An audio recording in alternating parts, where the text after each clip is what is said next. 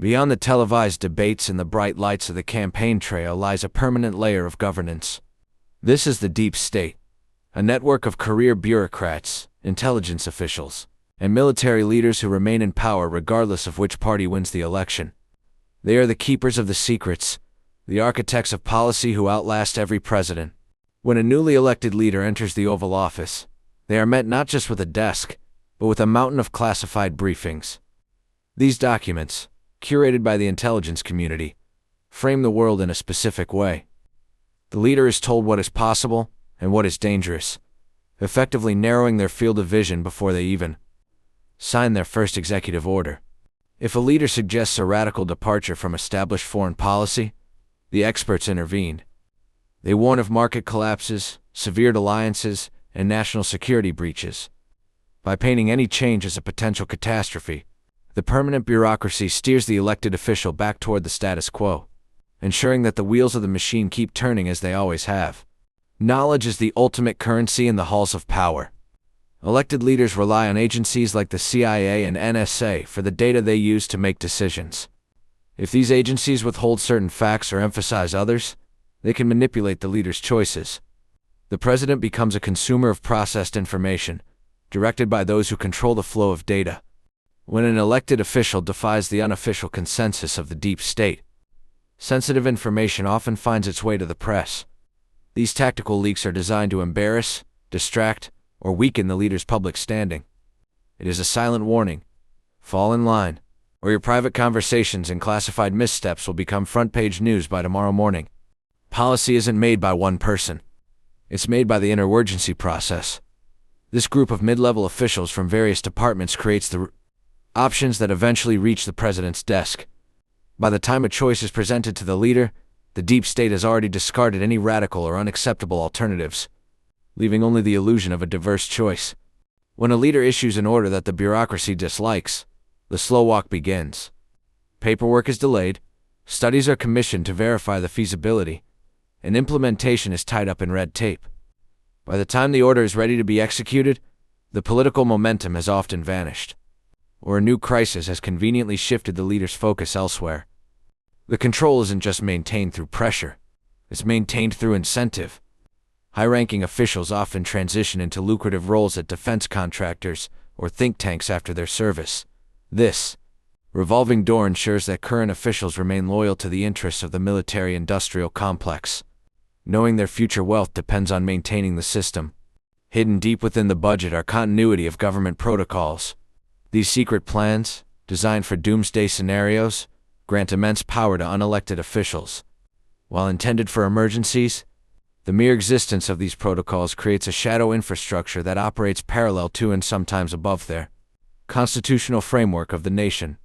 The legal system often acts as the final check against an outsider leader. Career lawyers within the Department of Justice can interpret laws in ways that block presidential initiatives. By using the rule of law as a shield, the administrative state can paralyze a leader's agenda in the courts for years, effectively running out the clock on their term. A leader may want to fund new projects, but the budget hawks and the permanent agencies control the purse strings. Through complex accounting and must-pass spending bills, they ensure that the majority of the nation's wealth continues to flow into established programs, leaving very little room for an elected official to pivot the country's financial priorities.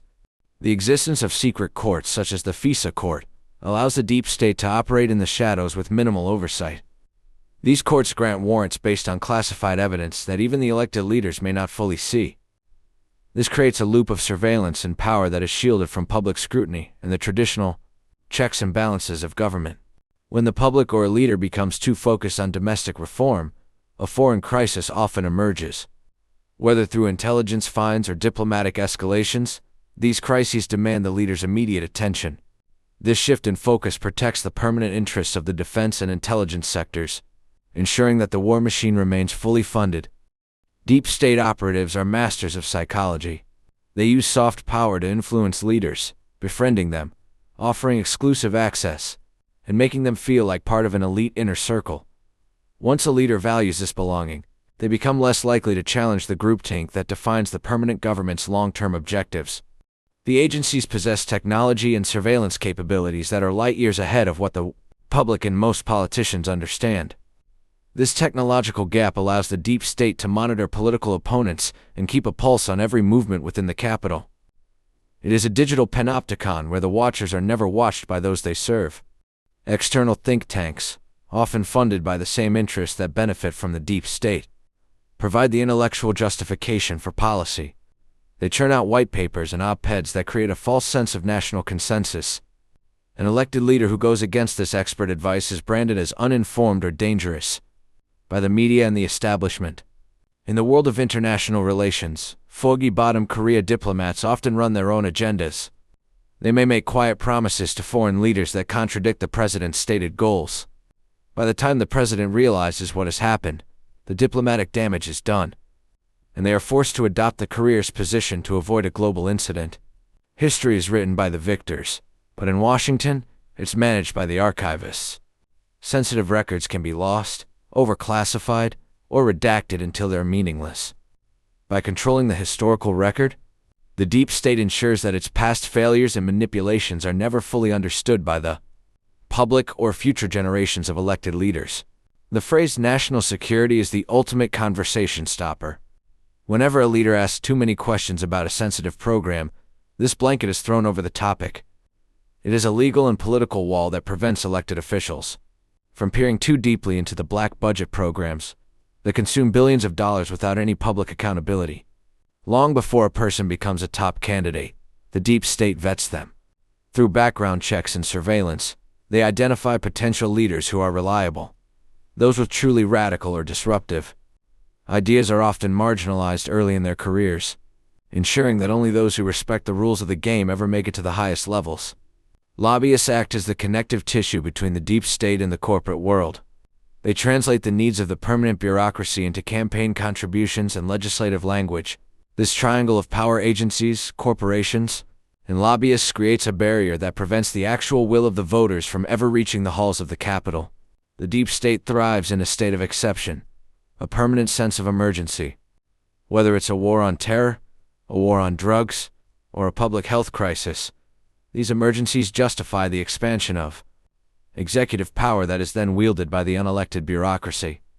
Under the guise of safety, the fundamental rights of the people are quietly eroded. The relationship between the deep state and major media outlets is one of mutual benefit. Intelligence sources provide scoops that drive ratings, and in exchange, the media carries the agency's preferred narrative to the masses.